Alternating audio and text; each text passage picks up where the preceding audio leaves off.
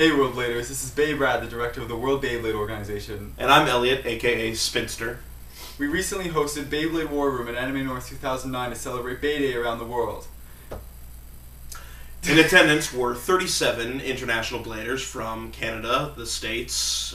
Where else did we have bladers I think it was just Canada and the States for this one, but we also hosted events in Australia and the UK and anywhere else where anyone felt like celebrating Beyblade. We wanted to talk about how Beyblade had remained resilient over the 4 years that Takara had announced a hiatus in which no new Beyblade products were released.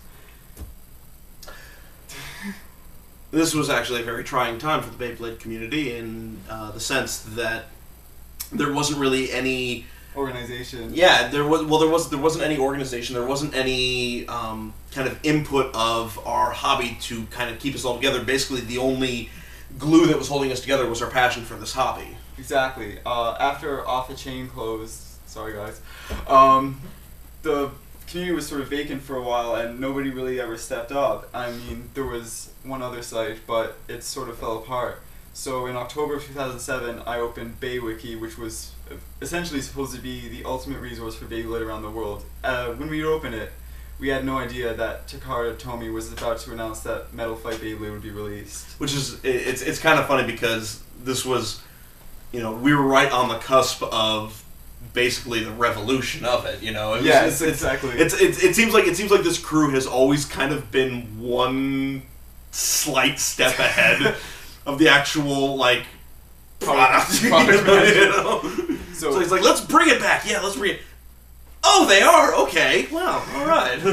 When I'd opened BeyWiki, I never really expected that it would ever reach past maybe 300 or 400 members, and as we're doing this video now, we're on the verge of hitting 1,500. I mean, October of 2008, we decided that we were just growing so fast and so quickly that we'd turn BeyWiki into just the encyclopedia section of the site, and we'd reform as the World Beyblade Organization with international ranking system for bladers around the world, and just... It really has brought all of you together, honestly. And exactly. I mean, I'm not as active on the site as I used to be, but I do watch, and I am absolutely amazed at the unity that has occurred throughout the community that has brought everyone together under the system that I mean, you didn't create the ELO system, but you brought it to this community. Exactly. ELO was traditionally used for chess and card games and stuff like that, and I thought, well, if it can be applied to any game that requires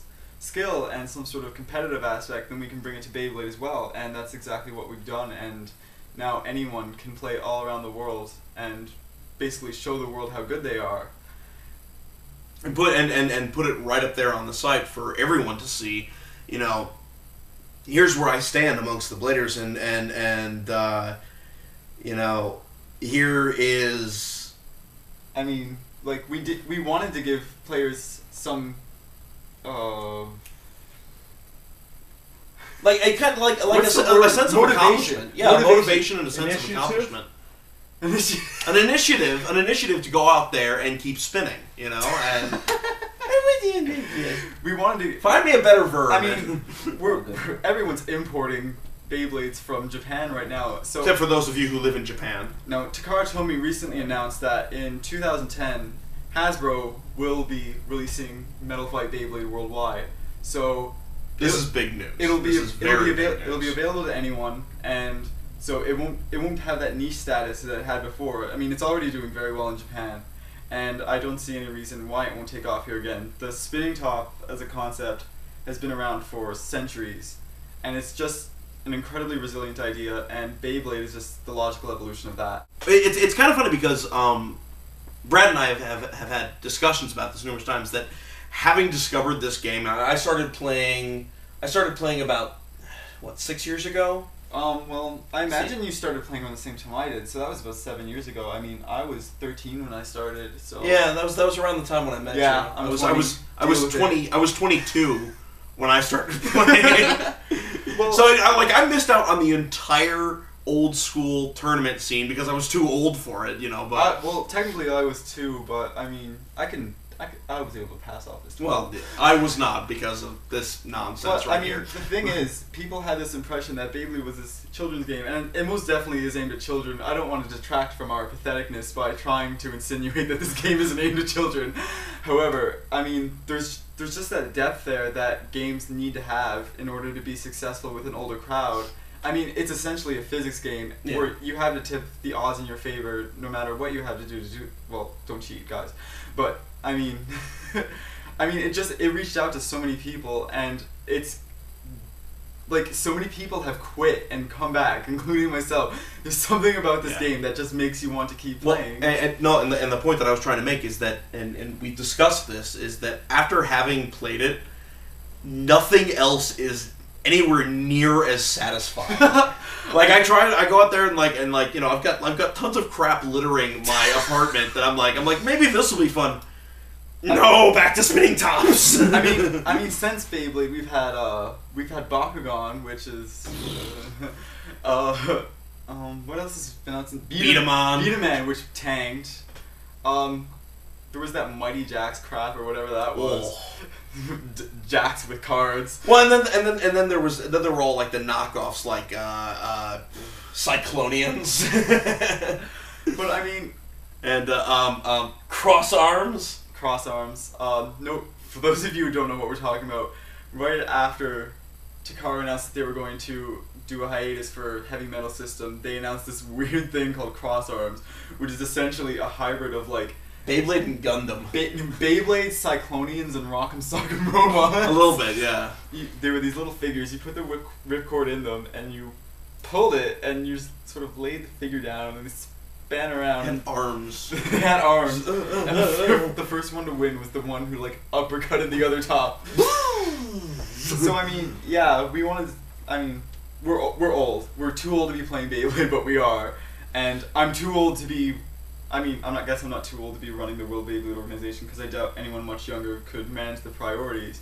But I'm too young to care this much, or too old to care this much. But I do, and it's just a great game, and nothing's really come out since then. And I do think that this will speak to every generation of people. It's a game that's fun when you pick it up, and it's instantly fun, and it's instantly playable. And as you keep playing, it has more depth to it. I gotta say, the heart of it for me really was earlier today when we were all down there at the Toronto Conference hanging Center. out in the basement of a and hotel. And we just started shooting, and I haven't done that with other people in so long, and it just brought me back to everything that brought me to this community in the first place. And it was just so much fun. And the cool part is that no matter where we went, no matter how far away we removed ourselves from the crowd, we kept on drawing an audience to come and check it out, and people kept on coming up and saying, "Oh my God, what is this?" Yeah, well, there were the ones who recognized it. There were the ones who recognized it, "Oh wow, I can't." It's been forever since I played this, And then there were the ones "Whoa, what's this? What is this?" And we had people who were "I've never heard of this before, but I'm definitely going to start hunting these down. What's your website? Can we come check this? This is fun, And then there was the few, "Oh my God, you're so old. Why are you playing with Beyblades? You got a beard."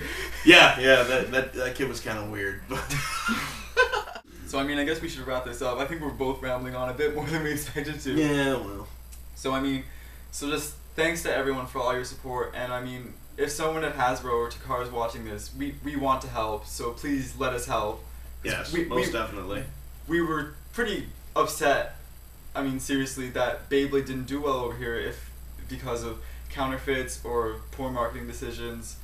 But we want to do whatever we can to make Metal Fight Beyblade far more successful, because we want people to keep playing this game because we legitimately think it's a good game. It's one of the great passions in our lives, honestly. I don't know if that's sad or awesome or what, but it certainly has brought us all together, and it's not what keeps us together, but it's certainly part of the part of what makes our friendships fun. Yeah, we have this thing to bond over. So whether you do think it's sad or awesome, we want to thank you for listening to us ramble on about spinning tops for the past few minutes.